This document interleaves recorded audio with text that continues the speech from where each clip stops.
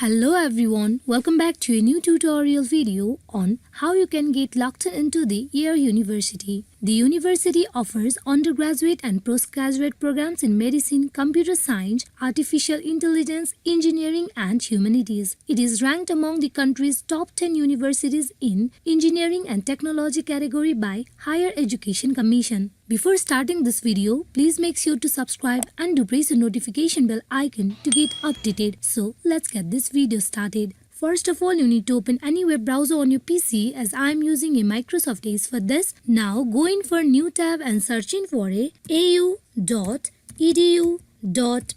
and press enter. Here at the official webpage of Yale University, you can see many options at top. There you need to click on Student Portal. Here you will see login form page where you need to provide your registered ID. Then you go in for providing your password.